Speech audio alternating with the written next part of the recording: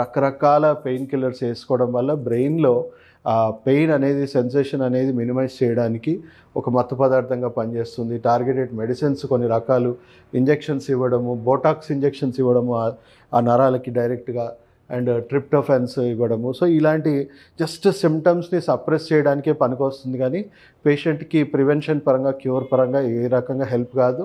And ఈ medicines బాడీలో long term exposure వల్ల ఇంకా తీవ్రంగా toxicity, heavy metal poisoning and రకరకాల ఇన్ఫ్లమేటరీ కండిషన్స్ రావడం వల్ల వేరే సమస్యలు కూడా వస్తాయి.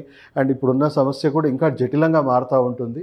సో ఈ మెడిసిన్స్ లాంగ్ టర్మ్ ఏ డాక్టర్ కూడా వాడమని చెప్పకూడదు. ఎలాంటి వైద్యం వల్ల మనము దీన్ని క్యూర్ చేసుకోవచ్చు, ప్రివెంట్ చేయొచ్చు అని మనం మాట్లాడుకుంటే, సో వైద్యం ఫస్ట్ ఆఫ్ ఆల్ ఈ కండిషన్కి మీకు ఏం చెప్పాము, మనకి ఇవి జీవనశైలి సంబంధించిన వ్యాధే.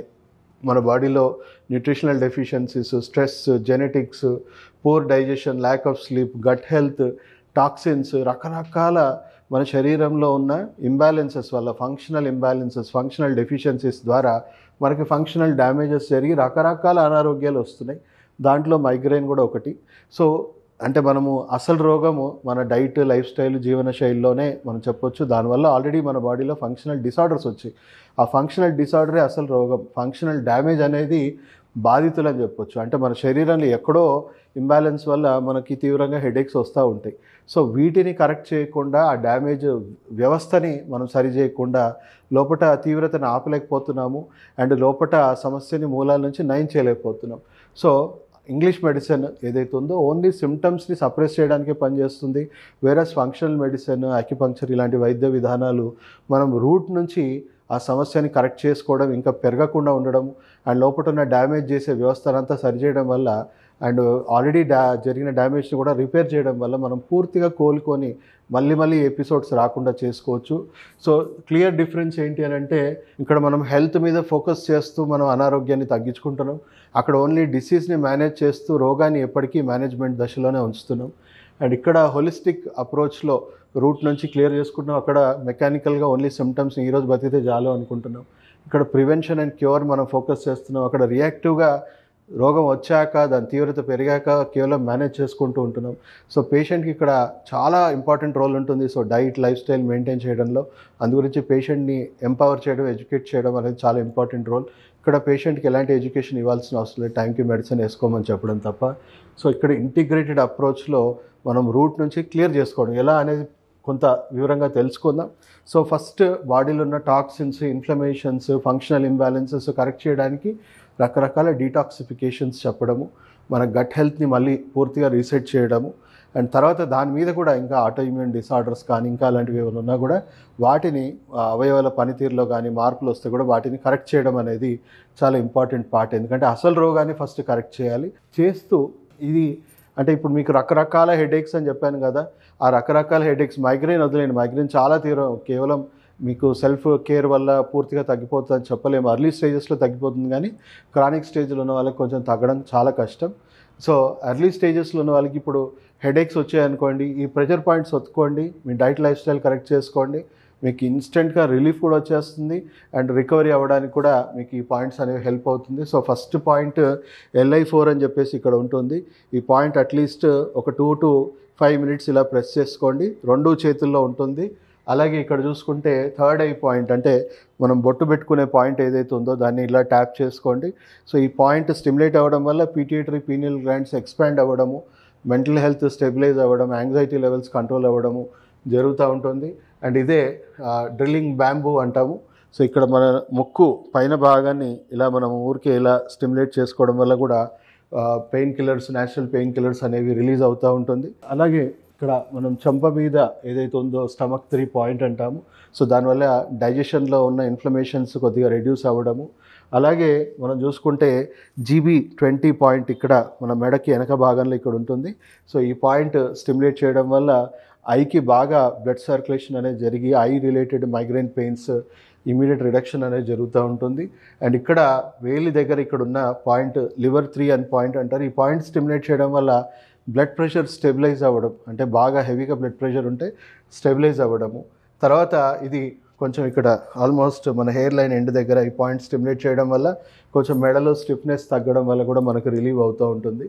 సో ఇది కూడా మెడలో స్టిఫ్నెస్ B10 పాయింట్ కూడా ఇది కూడా మనకు నెక్ దగ్గర ఉన్న స్టిఫ్నెస్ కూడా రెడ్యూస్ చేయాలి. సో దానివల్ల లోపల ఉన్న ప్రెషర్ అనేది బాగా రెడ్యూస్ అవుతుంది, బ్లడ్ వెజల్స్ డైలేట్ అవుతుంది నైట్రిక్ ఆక్సైడ్ ప్రొడక్షన్ వల్ల.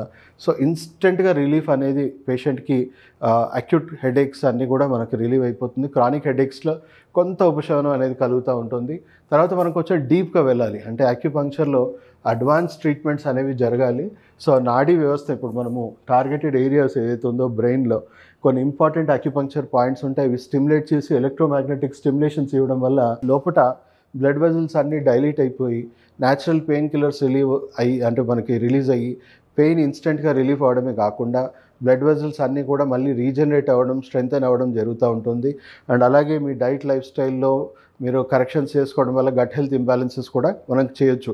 సో మా దగ్గర పేషెంట్స్ చాలా తీవ్రమైన హెడేక్స్తోని 30-40 ఇయర్స్ నుంచి సఫర్ అవుతున్న మైగ్రేన్ హెడేక్ పేషెంట్స్ కూడా హార్డ్లీ 3 months 6 monthsలో వాళ్ళు ఎంత క్రానిక్ ఉన్నా కూడా వాళ్ళు పూర్తిగా రికవర్ అయిపోయారు. అండ్ 15-20 ఇయర్స్ దాటినా కూడా మాకు చిన్న హెడేక్ ఎపిసోడ్స్ కూడా రాలేవని చెప్పేసి చాలామంది మాకు ఫీడ్బ్యాక్స్ ఇవ్వడం జరుగుతూ ఉంది. సో చాలామంది బెనిఫిట్ అవుతూ ఉన్నారు మైగ్రేన్ హెడేక్స్తోని. కంప్లీట్ క్యూర్ ఎలా అవ్వాలి అనేది, రివర్స్ ఎలా చేయాలనేది ఈ ట్రీట్మెంట్ అనేది చాలా బ్రహ్మాండంగా పనికొస్తుంది. సో అక్యుపంక్చర్ అంటే క్రానిక్ కండిషన్స్లో అక్యుపంక్చర్ ట్రీట్మెంట్ చేస్తాం. అక్యూట్లో మేము చేయమండి. అక్యూట్లో మీకు ఇంట్లోనే ఏం చేసుకోవాలనేది ప్రోటోకాల్స్ ఇస్తాం. సో మోస్ట్లీ మనకు అక్యూట్ కండిషన్స్ వచ్చే వాళ్ళకైతే నేను ఇక్కడ హాస్పిటల్లో అడ్మిట్ చేసుకొని ట్రీట్మెంట్ చేయాల్సిన అవసరాలు కూడా ఏమీ ఉండవు. సో వాళ్ళకి ఇంటర్నల్ ఇంబ్యాలెన్సెస్ కరెక్ట్ చేయడానికి హెర్బల్ రెమెడీస్ ఇస్తాము, కొన్ని ఎక్సర్సైజ్ థెరపీస్ ఇస్తాము, డైట్ లైఫ్ స్టైల్ చెప్తాము, అక్యుప్రెషర్ పాయింట్స్ ఇప్పుడు చెప్పాను కదా అలాంటి అక్యుప్రెషర్ పాయింట్స్ చెప్తాము.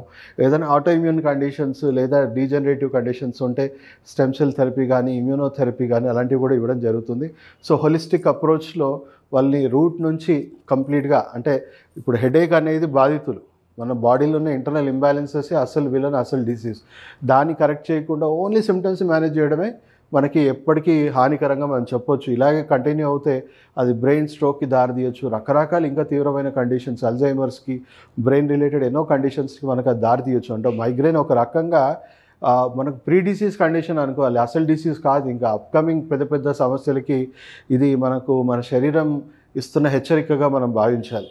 సో ఈ వైద్యం ఆల్మోస్ట్ అన్ని కంట్రీస్లో ఇప్పుడు బాగా ప్రాచుర్యం పొందింది. 51% మెడికల్ డాక్టర్స్ కూడా వాళ్ళు పెయిన్ కిల్లర్స్ ఇవన్నీ వాడకుండా ఈ వైద్యమే చేయించుకోమని రికమెండ్ చేస్తూ ఉన్నారు.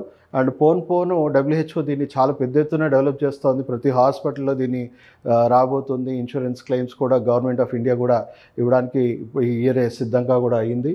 సో ఈ వైద్యాన్ని మనము ప్రాథమిక దశలో తీసుకుంటే, అంటే అర్లీ స్టేజెస్లో తీసుకుంటే తక్కువగా ఖర్చుతోనే మనం రికవర్ అవ్వచ్చు. పెరుగుతున్న కొద్దీ కాంప్లికేషన్స్ పెరిగితే ఖర్చు పెరుగుతుంది. సో ఎంత అర్లీగా తీసుకుంటే అంత మంచిది. అండ్ ఈ వైద్యం మనం తీసుకోవడం వల్ల మనకు వచ్చే బెనిఫిట్ ఏంటి అని అంటే పెద్ద పెద్ద క్రానిక్ డిసీజ్ కింద ఇది కన్వర్ట్ అవ్వకుండా ఉంటుంది. అండ్ అనవసరమైన మందులు వాడాల్సిన పని లేకుండా, యాంటీబయాటిక్స్ ఇవన్నీ వాడాల్సిన అవసరం రేపు రాదు. అండ్ ఒక రకంగా ఇది చాలా తక్కువ ఖర్చుతో కూడుకున్న వైద్యం అని కూడా మనం చెప్పొచ్చు. సో దయచేసి ఈ ప్రాబ్లం ఉన్న వాళ్ళకి, అంటే మైగ్రేన్ ఉన్న వాళ్ళు చాలా తీవ్రమైన కండిషన్ కాబట్టి ఎక్స్పర్ట్స్ చేతిలోనే ఈ వైద్యం తీసుకోండి. ఎక్స్పీరియన్స్ ఉన్న డాక్టర్స్, రిజిస్టర్డ్ అక్యుపంక్చరిస్ట్ల దగ్గర ఈ వైద్యం తీసుకుంటే మీకు మంచి సత్ఫలితాలు వస్తాయి. అండ్ చాలామంది టెన్షన్ హెడేక్స్, క్లస్టర్ హెడేక్స్ ఇవన్నీ కూడా బాధపడుతున్నారు. డెఫినెట్లీ మీరు మీట్ అవ్వండి. చాలా మటుకు మీరు ట్రీట్మెంట్ కూడా చేసుకోవాల్సిన అవసరం లేదు. ఇంట్లోనే హోమ్ రెమెడీస్ ఇవన్నీ చెప్తాము. సో ఆన్లైన్ కన్సల్టేషన్స్ కూడా ఉన్నాయి, ఆఫ్లైన్ కన్సల్టేషన్స్ కూడా ఉన్నాయి. ప్రపంచంలో ఏ దేశం నుంచి అన్నా చాలామంది మమ్మల్ని కన్సల్ట్ అవుతూ ఉన్నారు. సో ఎవరైనా కూడా మమ్మల్ని కన్సల్ట్ అవ్వచ్చు. దయచేసి వీడియో స్ప్రెడ్ చేయండి, ప్రతి ఒక్కరికి చేరేలాగా చేయండి. నాలెడ్జ్ అనేది చాలా చాలా ఇంపార్టెంట్. ఎందుకంటే మీకే, మీ ఫ్యామిలీలో ఎవరికైనా ఈ కండిషన్ వస్తే డ్రగ్లెస్గా మీరు ఈ వైద్యం ఎలా తీసుకోవచ్చు అనేది ప్రతి ఒక్కరికి అవగాహన కలిగించడం, ఎంపవర్ చేయడం అనేది ఇప్పుడు నీడ్ ఆఫ్ ద అవర్గా మారిపోయింది. సో దయచేసి ఈ వీడియో ప్రతి ఒక్కరికి షేర్ చేయాలని కోరుకుంటూ సెలవు తీసుకుంటూ మీ డాక్టర్ సాగర్.